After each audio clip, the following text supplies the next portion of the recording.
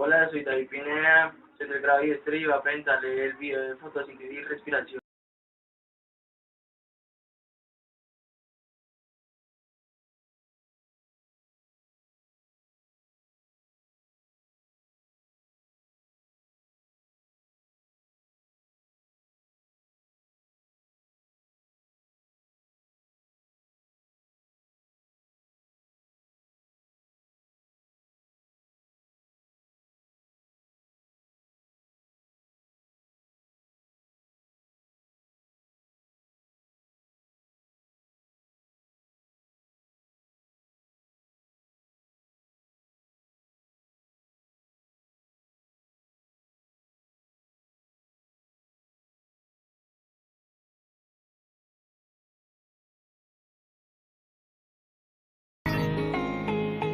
Para poder vivir, crecer y reproducirse, todos los seres vivos que habitan la Tierra necesitan energía.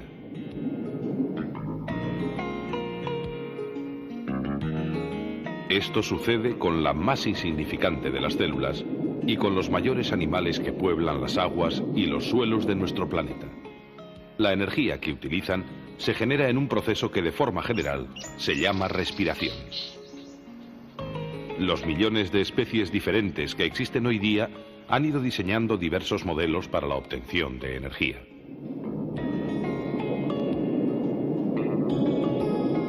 Hay seres vivos que no utilizan oxígeno para vivir. Animales como la tenia intestinal tienen respiración anaerobia y obtienen la energía que necesitan en procesos de fermentación.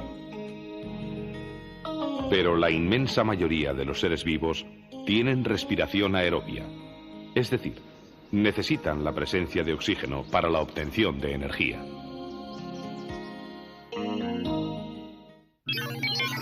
Respiración aerobia.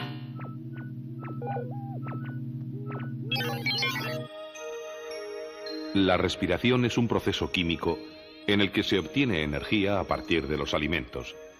Esta transformación tiene lugar en el interior de cada célula.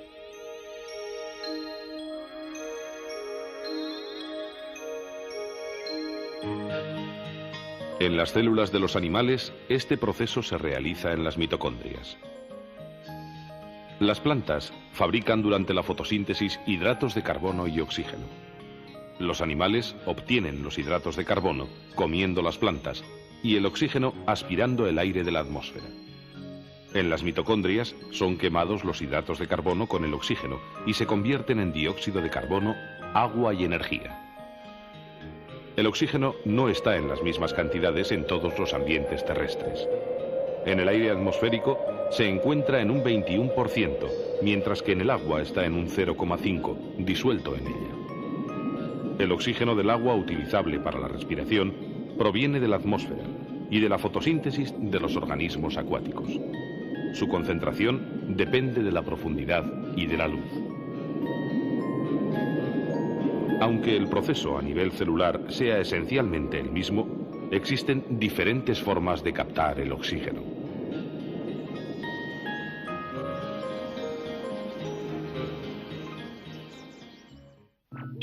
Los aparatos respiratorios. Las plantas tienen la facultad de fabricar, mediante la fotosíntesis, unos compuestos orgánicos llamados hidratos de carbono y un gas llamado oxígeno. En estos procesos es imprescindible la participación de la energía lumínica del Sol, el dióxido de carbono y el agua. Como producto final, además de los hidratos de carbono, se libera oxígeno. Durante la noche se hace evidente que también las plantas respiran, consumiendo oxígeno y liberando dióxido de carbono. Sin embargo, las plantas producen mucho más oxígeno que el que consumen. Los animales más simples, como los protozoos, no necesitan grandes cantidades de oxígeno y respiran por difusión directa a través de la membrana celular.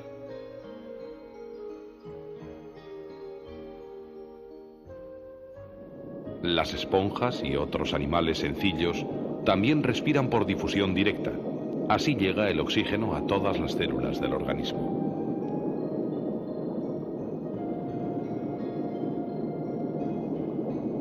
Otros animales, como esta lombriz de tierra, tienen respiración cutánea. La piel de estos animales es muy sensible al intercambio gaseoso. El oxígeno atraviesa la piel y se incorpora a la sangre a través de los múltiples capilares. Y lo mismo ocurre con el dióxido de carbono en el sentido inverso. Este tipo de respiración se da sobre todo en los anfibios, como las ranas o los sapos, que aunque tienen aparato respiratorio pulmonar, pueden respirar de esta manera cuando están debajo del agua.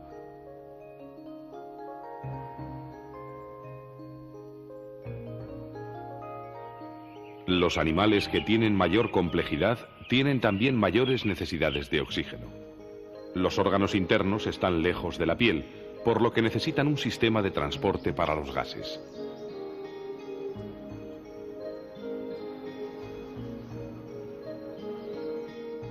Por ello desarrollaron el sistema circulatorio, encargado, entre otras labores, de llevar el oxígeno a todas las células del cuerpo a través de la sangre. También desarrollaron órganos respiratorios especializados, como las branquias, que tienen una gran superficie de intercambio gaseoso. Las branquias pueden ser externas, como en las larvas de insectos acuáticos, crustáceos o larvas de anfibios, como los renacuajos en sus primeras fases de vida.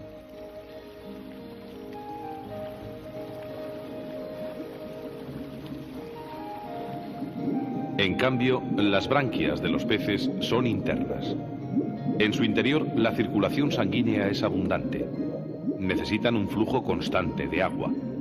Al abrir la boca, el agua fluye hacia adentro y sale por las agallas pasando antes por las branquias, las cuales retienen el oxígeno que estaba disuelto en el agua. En los animales terrestres se ha producido también la especialización del sistema encargado del transporte de los gases respiratorios. Ciertos grupos de artrópodos, como las arañas y los insectos, han desarrollado un aparato respiratorio traqueal. Consiste en una serie de tubitos muy finos, ramificados por todo el interior del cuerpo del animal. Estos tubitos, llamados tráqueas, están en comunicación con el exterior por medio de unos orificios. Las tráqueas están llenas de aire y llevan el oxígeno por todo el organismo. También recogen los gases de desecho para llevarlos al exterior. Los animales más complejos tienen respiración pulmonar. Los pulmones son dos bolsas envueltas por los capilares sanguíneos. El intercambio de gases se produce entre los alveolos pulmonares y los capilares. El oxígeno llega a los pulmones y a través de los capilares se incorpora a la sangre. Al mismo tiempo, el dióxido de carbono que transporta la sangre se libera en los pulmones. Así, se renueva la sangre constantemente y las células reciben oxígeno con regularidad.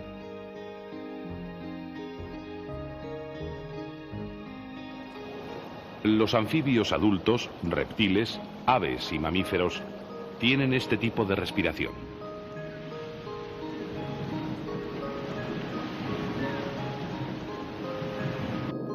También los animales acuáticos con pulmones toman el oxígeno de la atmósfera, aunque puedan estar largos periodos de tiempo bajo el agua.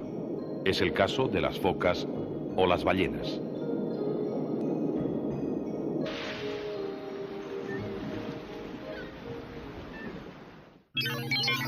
La respiración humana. El hombre tiene un aparato respiratorio formado por los pulmones y los órganos que conducen el aire. El aire entra normalmente por la nariz y llega a las fosas nasales. Pasa a la faringe nasal y de ahí a la tráquea. Cuando entra por la boca, pasa directamente hasta la tráquea.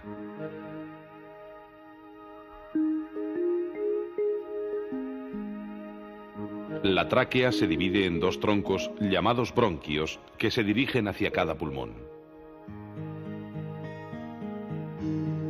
En el pulmón, el bronquio se ramifica profusamente hasta llegar a los alveolos pulmonares. Cada alveolo está recubierto por finos capilares que facilitan el intercambio gaseoso.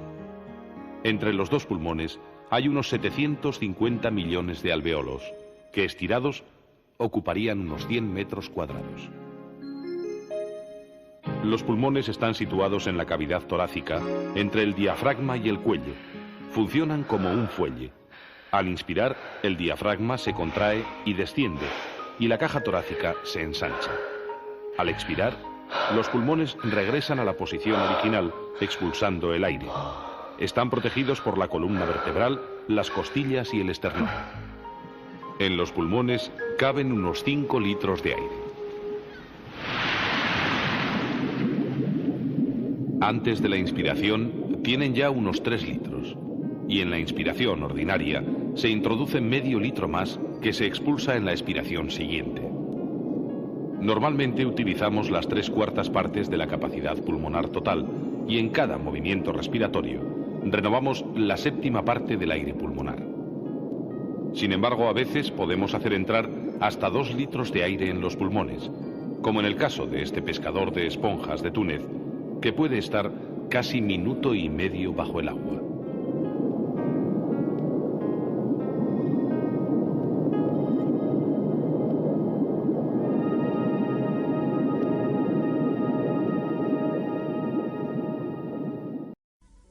En cámara lenta, observamos el crecimiento de una planta que surge de una semilla.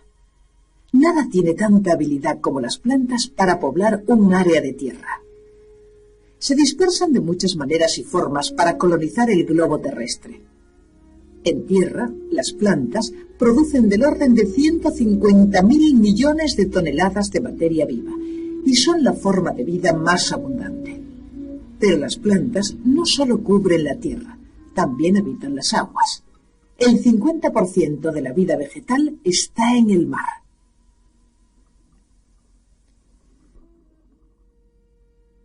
Si las plantas verdes desaparecieran, desaparecería la vida tal como la conocemos en la Tierra, porque todo tipo de vida depende de la energía que inicialmente proporcionan las plantas. De modo preciso y regulado, las plantas transforman la luz, el agua y el gas anhídrido carbónico en energía y alimento para la materia viva. Energía que nos provee alimento. Este proceso de transformación se llama fotosíntesis. Sabemos que donde no hay luz, como en esta cueva, no pueden crecer plantas verdes. Las plantas requieren la energía de la luz solar para vivir. Solo las plantas verdes pueden transformar la energía solar en energía química. Las hojas de las plantas son como fábricas bien organizadas donde tiene lugar la fotosíntesis. Absorbe la energía que emite la luz del sol para producir reacciones fotoquímicas. El anhídrido carbónico entra en la hoja y se combina químicamente con el agua que sube de las raíces para producir hidratos de carbono o azúcares, los combustibles de la vida. El oxígeno, producto secundario de la fotosíntesis, sale de las hojas hacia la atmósfera. Esto es un resumen de lo que pasa en la fotosíntesis, pero ¿cómo ocurre? Miremos mejor una hoja. Arranquemos un poco de la epidermis de su parte inferior y examinémosla bajo el microscopio. La parte de abajo de la hoja tiene pequeñas perforaciones llamadas estomas, que miden 1/1000 de milímetro de anchura. El anhídrido carbónico del aire entra por los estomas y el oxígeno también sale por ellos. ¿Cómo sabemos que las hojas producen oxígeno? Cuando el oxígeno entra en una solución del colorante índigo, ésta se torna azul.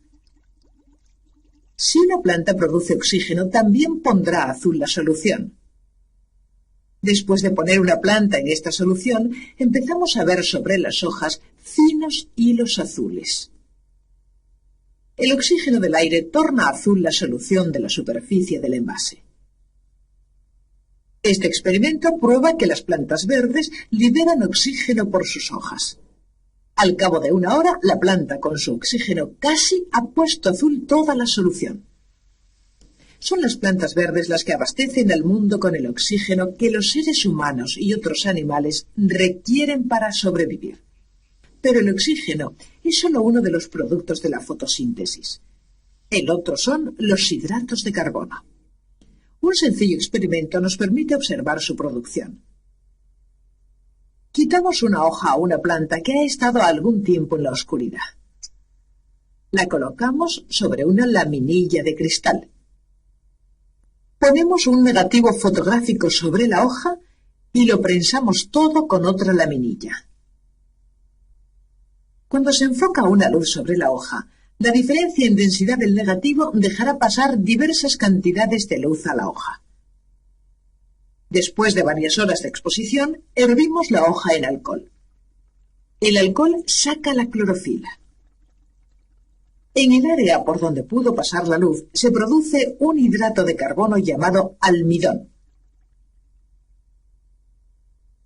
Luego, teñimos la hoja con yodo.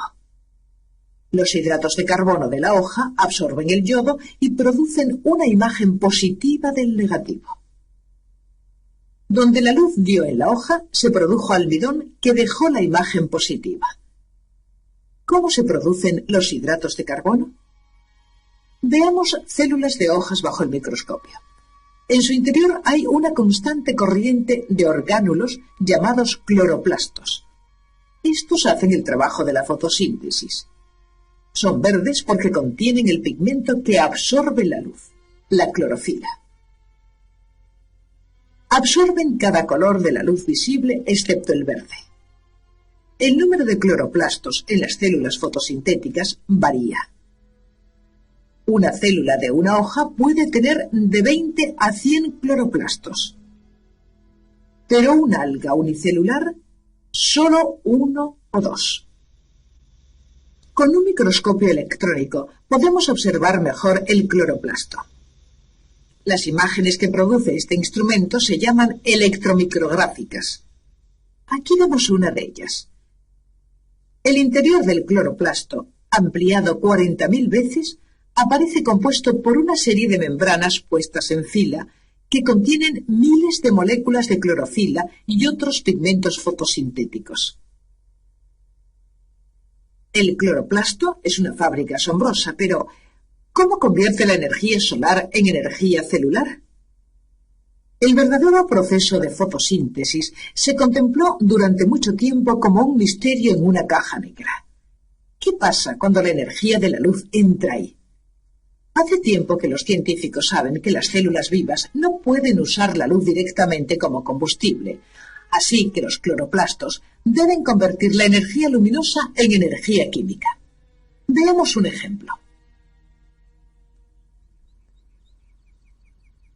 Esta bombilla no puede convertir la gasolina directamente en energía luminosa. La gasolina es un combustible rico en energía.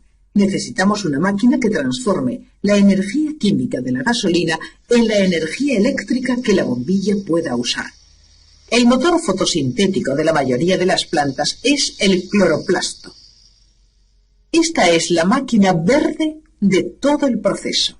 Los cloroplastos transforman la energía solar en energía química.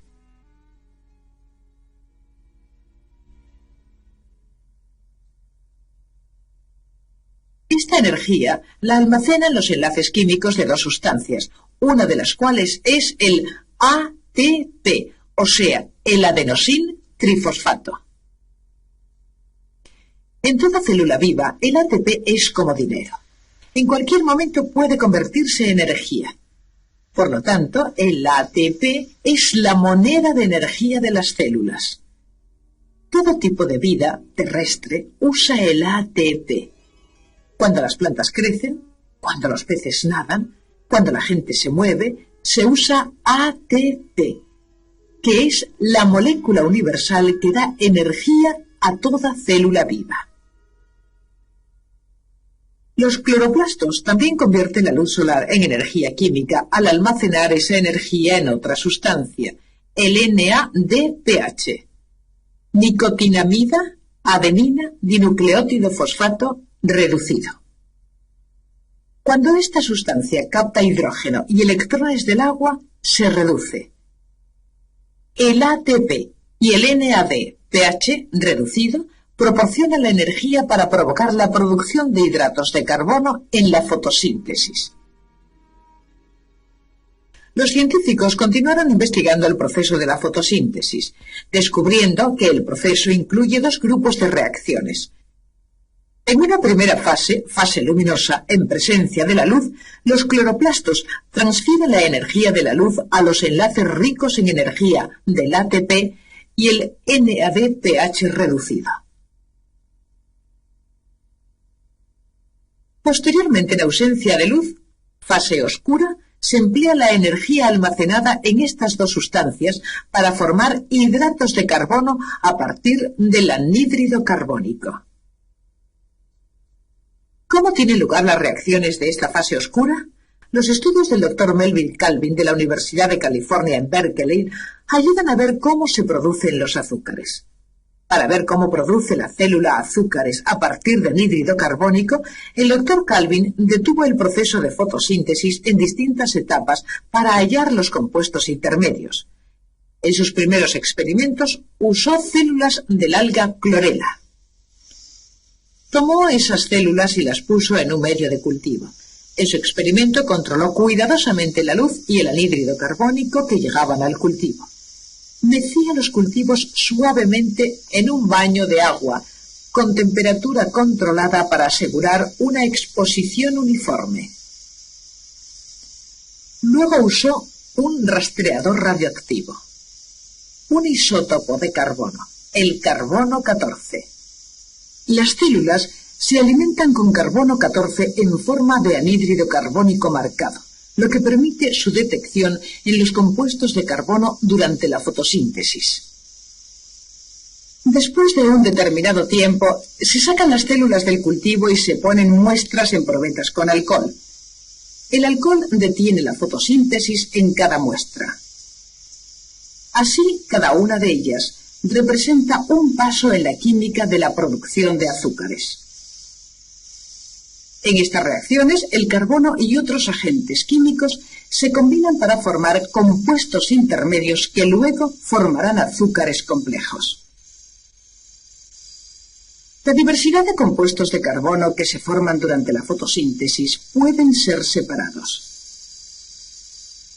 El proceso de separación que usamos aquí es el de cromatografía de papel. Los compuestos que contienen el elemento carbono 14 producen una imagen oscura en una película de rayos X. La comparación de los negativos de cada muestra permitió al Dr. Calvin ver los compuestos intermedios que forman los cloroplastos al convertir el anhídrido carbónico en hidratos de carbono. Con su descubrimiento, el doctor creó un modelo llamado ciclo del carbono o ciclo de Calvin. En este ciclo, el anhídrido carbónico entra en la reacción y se combina con un compuesto de 5 carbonos para formar un producto inestable de 6 carbonos que se descompone en 2 moléculas de un ácido de 3 carbonos. El ácido de 3 carbonos se convierte en un azúcar sencillo o en un azúcar complejo, como la glucosa, y ambos son productos finales de la fotosíntesis. Parte del azúcar sencillo se usa para regenerar el compuesto de 5 carbonos, perpetuando así el ciclo. 3 moléculas de ATP y 2 de NADPH provocan las reacciones que permiten que una molécula de anhídrido carbónico se mueva a través del ciclo del carbono. El trabajo del Dr. Calvin ayudó a crear una visión clara de la fase oscura de la fotosíntesis y le ganó un premio Nobel, pero quedaba el problema de cómo se formaban el ATP y el NADPH reducido. El trabajo del Dr. Arnold, también de Berkeley, ayudó a resolver este asunto. El Dr. Arnold se dispuso a probar que el proceso de fotosíntesis ocurre en los cloroplastos. No usó células enteras en sus experimentos. Sacó y aisló los cloroplastos de la célula. Fue el primero en usar la espinaca para sus experimentos. La espinaca se cultiva a pleno sol o en ambientes controlados. Aquí crecen las plantas en un nutriente químico que permite al Dr. Arnold y a sus colaboradores usar hojas frescas de espinacas cultivadas del mismo modo semana tras semana y año tras año.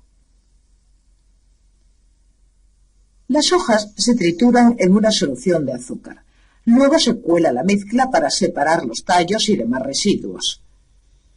La solución filtrada se echa en probecas de centrifugación.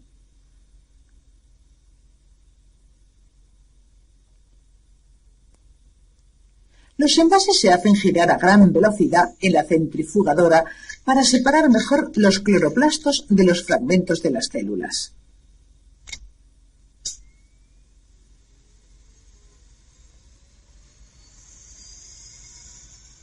Al salir de la centrífuga, los cloroplastos aparecen como un residuo verde oscuro en el fondo del envase.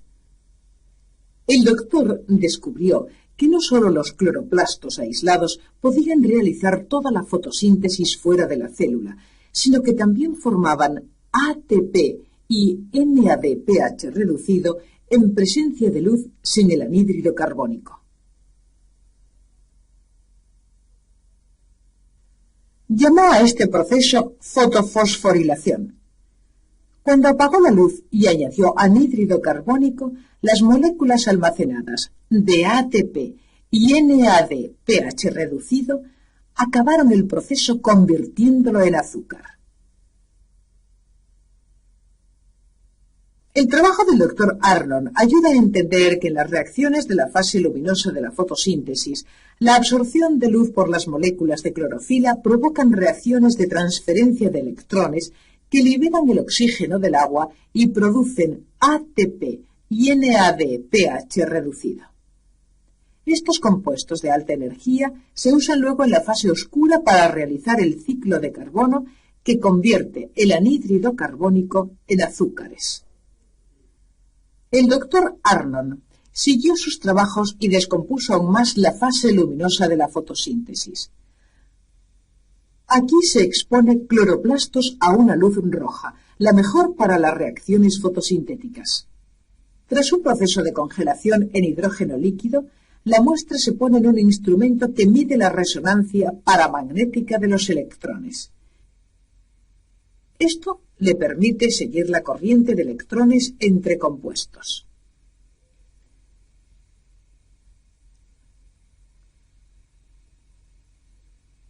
Con este proceso, el Dr. Arnon descubrió otro paso en las reacciones de la fotosíntesis. Una proteína rica en hierro, la ferredoxina, recoge los electrones de alta energía que libera la clorofila cuando la activa la luz. Aquí vemos esta proteína roja aislada de la clorofila. La ferredoxina es otro eslabón para que comprendamos cómo ocurre la fotosíntesis. Los hidratos de carbono son un producto de la fotosíntesis y son la base de nuestro alimento. Sirven como principales productos de almacenamiento de energía celular y satisfacen las muchas necesidades de todas las células vivas.